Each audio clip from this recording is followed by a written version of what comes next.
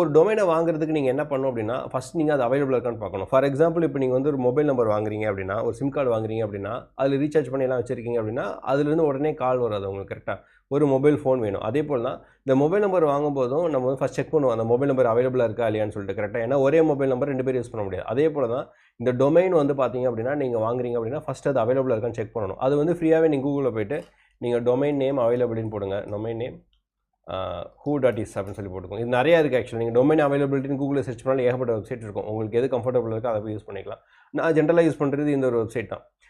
இதில் ஒன்று என்னென்னு பார்த்தீங்க அப்படின்னா, இந்த டொமைன் அவைலபிலிட்டியில் நீங்கள் ஒரு நேமை கண்டினியூஸாக சர்ச் பண்ணிட்டே இருக்கீங்க. ஃபார் எக்ஸாம்பிள் இப்போ நீங்கள் புதுசாக பிஸ்னஸ் ஸ்டார்ட் பண்ணுறீங்க, ஒரு ஃபுட் டெலிவரி ஆப் லான்ச் பண்ணுறீங்க, ஏதோ ஒன்று ஆப் பண்ணுறீங்க அப்படின்னா, அந்த foodDelivery.com அப்படின்னு சொல்லி நீங்கள் ஃப்ரீக்வெண்ட்டாக சர்ச் பண்ண என்ன பண்ணுவாங்க அப்படின்னா, ஓகே இது யாரோ ஒருத்தர் சர்ச் பண்ணுறான்னு சொல்லிட்டு யாரோ ஒருத்தர் வாங்கி அதை வந்து ப்ரைஸை இன்க்ரீஸ் பண்ணி வச்சுருவாங்க.